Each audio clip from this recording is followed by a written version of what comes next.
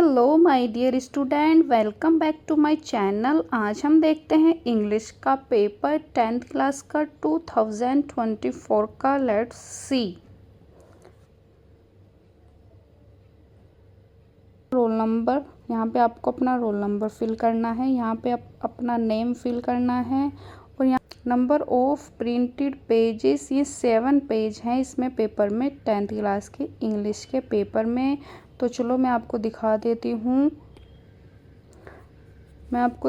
हूँ number of pages. ये है आपका फर्स्ट पेज, ये है सेकंड पेज, ये है थर्ड पेज, ये है 4, 5, ये है 5 नंबर, यह है 6 नंबर और ये है यहाँ पे 7 number.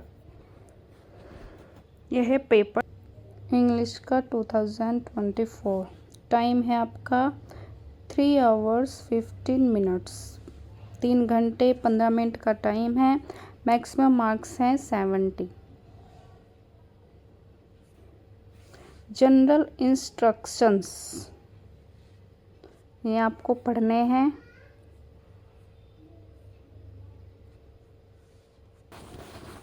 First 15 minutes are allotted to the candidate for reading the question paper। शुरू के 15 मिनट कैंडिडेट को दिए जाते हैं क्वेश्चन पेपर पढ़ने के लिए। All questions are compulsory, सभी क्वेश्चन कंपल्सरी हैं।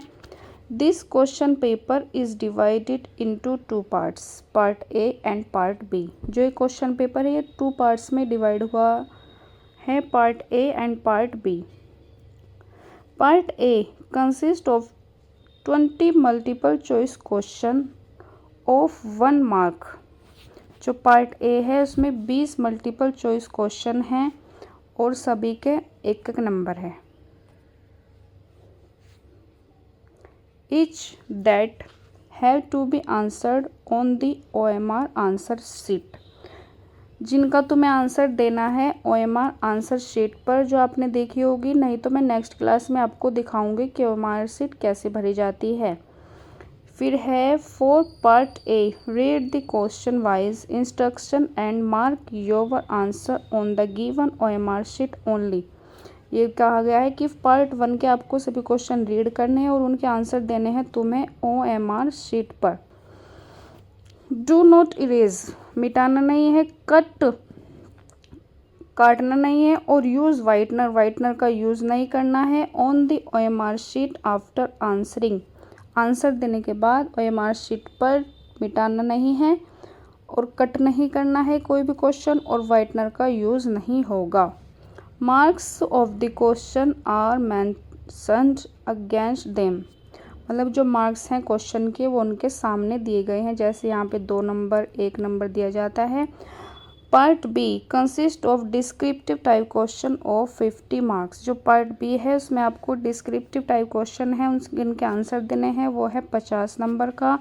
All the questions of part B are to be attempt.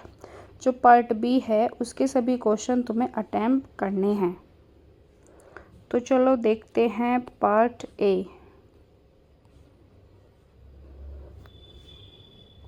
Let's see part A। ये है पार्ट A। उसके पहले मैं आपको पार्ट B भी दिखा देती हूँ। ये है पार्ट A।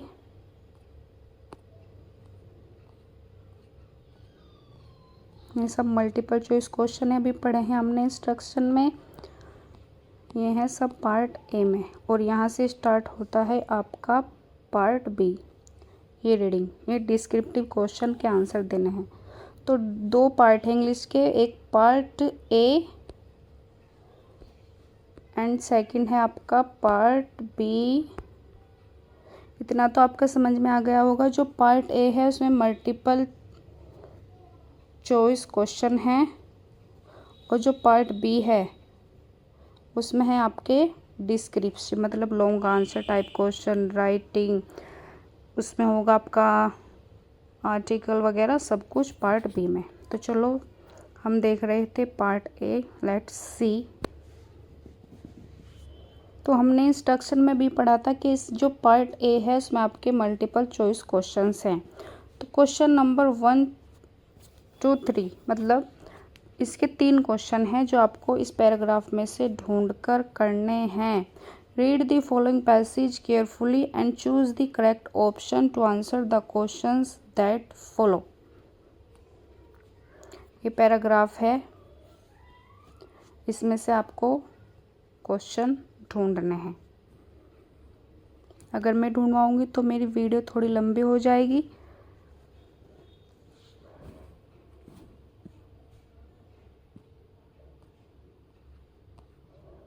ये है फर्स्ट क्वेश्चन है, ये रहा first question. When we enter New York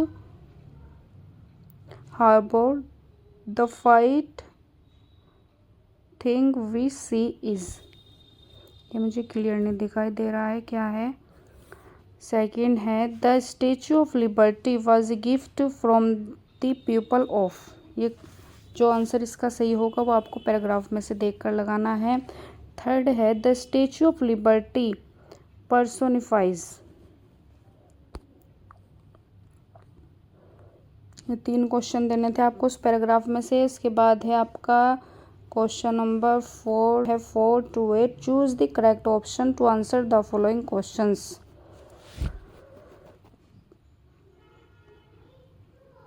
जो इनमें से ये देखना है कंप्लीट द फॉलोइंग सेंटेंस। ये आपको सेंटेंस कंप्लीट करना है। I will not go to his party, यहाँ पे है डैश ही इनवाइट्स मी। ये जो उनसे इसमें से सही लगेगा वो यहाँ पे कराना है।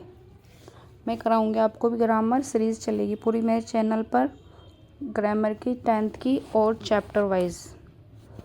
Complete the following sentences. ये भी आपको सेंटेंस कंप्लीट करना है। This young man is true dash his word. जो इनमें से 4 में से आपको करेक्ट लगेगा वो यहाँ पर लगाना है।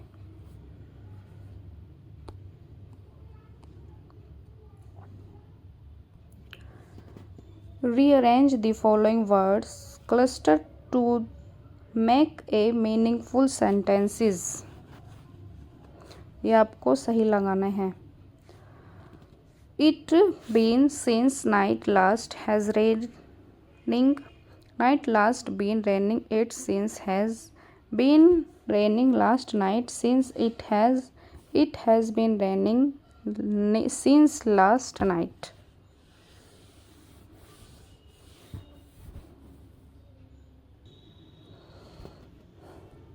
He spent a lot of money on purchasing costly clothes।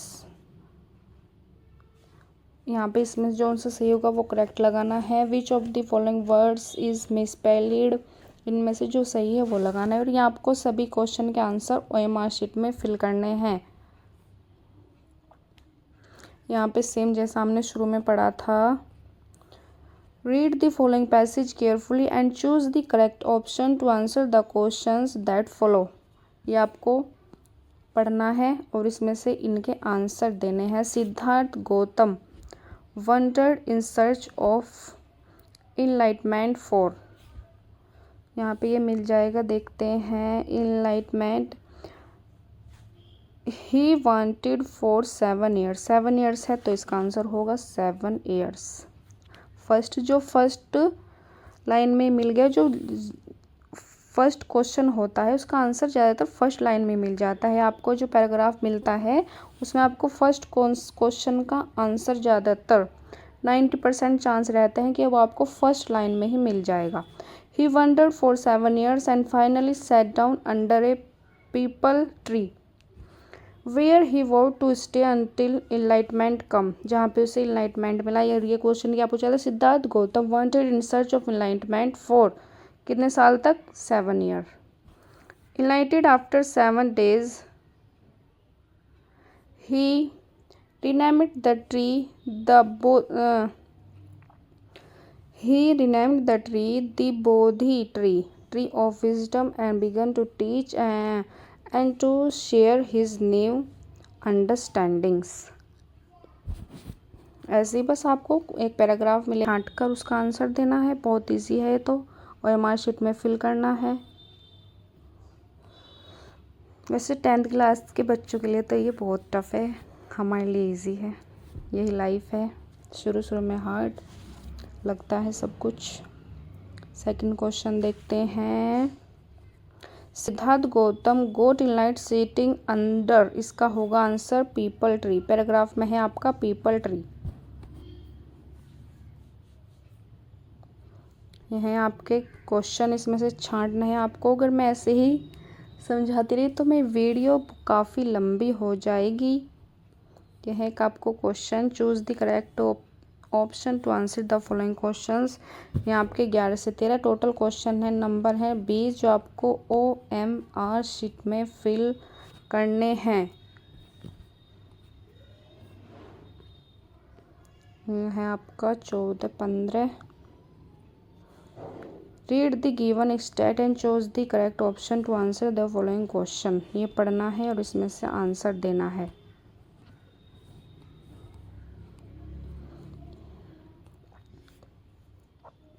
Who is the poet of the poem written above?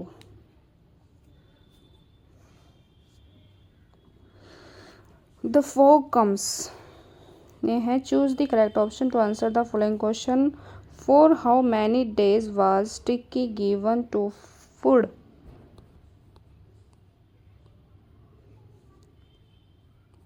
यह 16, 17, 18, 19 और ये है आपका पार्ट ए का last multiple choice question 20। Who had invited Matilda's husband for the ball party? इसमें से जो इसका आंसर सही होगा वो आपको लगाना है। मैं पूरा इंग्लिश की सभी चैप्टर की समरी कराऊंगी, ग्रामर कराऊंगी, सब कराऊंगी, वो देख लेना मेरे चैनल पर। यह चलो देखते हैं पार्ट बी। यह है रीडिंग पार्ट बी।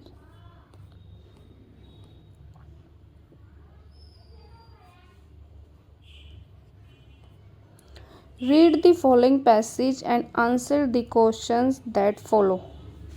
ये पैसेज रीड करना है और उसके क्वेश्चन है ये, इनके आंसर देने हैं। Who was Robin Hood and where did he live? Robin Hood was a leader of the company who lived in Sherwood Forest. मैंने क्या बताया था अभी आपको? पैराग्राफ का जो फर्स्ट क्वेश्चन होगा 90% चांस होंगे उसके कि वो आपको फर्स्ट लाइन में ही मिल जाएगा पैराग्राफ की। Who did Robin Hood help with money? Robin hood ने पैसों से किसकी मदद की? तो आपको इसमें बस मनी ढूंढ लो। Whom he saved for Carl Landry's after helped with money. किसकी? He saved.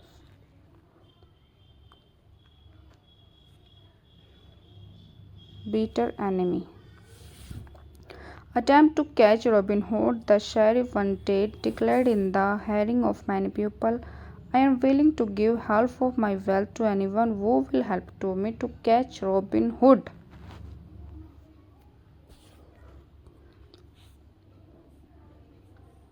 और देखते हैं इसके question. Who was Robin Hood's bitter enemy? Robin hood का एनिमी कौन था? Which word in the passage means to make known publicly or officially? ये question इसमें से लगाने हैं मैंने। इसके बाद है राइटिंग, क्या लिखना है इसमें, देखते हैं क्या लिखना है। Write an application to the health officer of your city requesting him to arrange for the cleanliness of your locality and spring some insecticides to kill the mosquitoes। और सेकंड लिखना है आपको लेटर। यहाँ पे आपको write a letter to your father requesting him to send 1000 as you went to go on a tour program arranged by your college and also a permission letter to participate in it। यहाँ पे आपको एक letter लिखना है अपने पापा के लिए। आपको 1000 रुपये मंगाने हैं उनसे। किस लिए मंगाने हैं? गो टू टूर जा रहा है आपका कॉलेज की तरफ से और उनसे एक परमिशन लेनी है। चाहे तो आप ये एप्लीकेशन लिख दो, चाहे आप ये लेटर लिख दो, जो भी आपको आता है, जो भी आपने जिसकी भी आपने तैयारी की हुई है।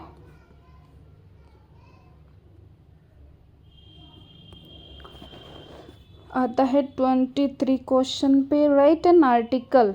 आपको एक आर्टिकल लिखना है for your college magazine in about 80-100 words telling the students the best ways to spend their vacation on the basic of the points given below. या फिर आपको write a paragraph in about 80-100 words on the importance of good manners in life on the basic of the points given below। Paragraph लिखना है, इससे पहले बोलते थे ऐसे, अब ये थोड़ा अपडेट वर्जन आ गया है। इस यहाँ पे ये आपको लिखना है पैराग्राफ और उसमें हेडिंग डालनी है, 3 हेडिंग डालनी है। एक है importance of good manners, a few examples, 3 है their effects on our day to day life.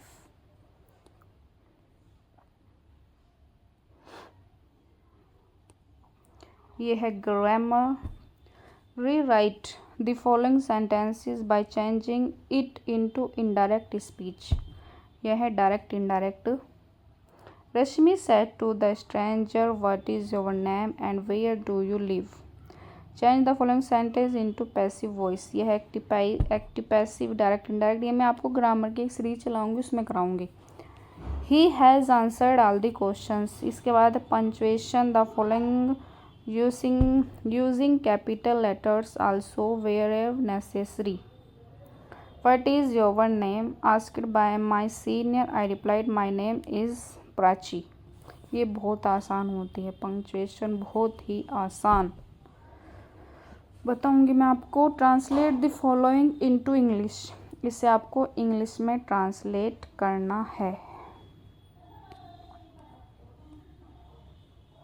ये है लेटर जो होगा आपका प्रोज में से। Answer the following questions in about 30-40 words each. यह है आपके टोटल 4 क्वेश्चन। ए पार्ट में 2, बी पार्ट में 2। एक का इसमें से आंसर देना है और एक का देना है इसमें से। 3 मार्क्स का ये है, 3 का ये।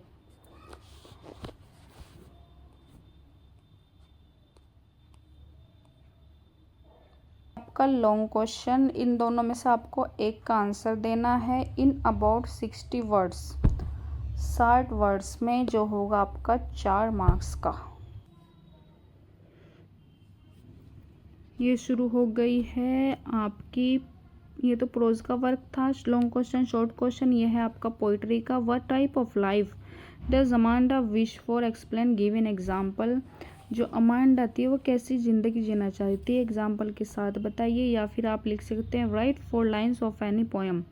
4 लाइन लिख सकते हैं किसी भी पोएम की जो आपके सिलेबस से हो। Do not copy the lines given A question paper.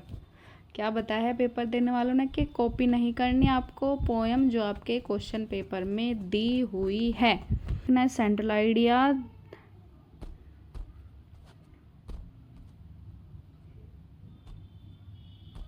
यहाँ पे लिखना है आपको central idea. Right the central idea of any one of the following poems in about 40-50 words. ये पोएम दी हुई हैं 3, इनमें से किसी एक का आपको सेंट्रल आइडिया लिखना है। Dust of snow, the trees, the tale of custard, the dragon. इनमें से दोनों में से आपको किसी एक का आंसर देना है। फिर देखते हैं answer any one of the following. Answer any one of the following in about 60 words. ये है लॉन्ग क्वेश्चन। जहाँ पे 60 वर्ड्स होगा उसे देखते ही समझ जाना कि ये लॉन्ग क्वेश्चन है। Why did Bholi at first agree to an unequal match? Why did she later reject the marriage? How did a nursery book mother goose save the earth from a Martian इन्वेशन?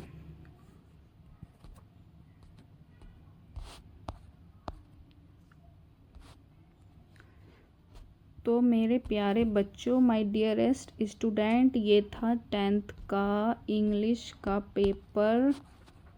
अगर आपको कुछ समझ में ना आया हो तो प्लीज़ कमेंट करके मुझे बताइए, और मुझे आप सजेशन भी दे सकते हो अगर मेरी वीडियो में कुछ गलती या कमी हुई हो। Thank you my dear student, love you all, bye bye.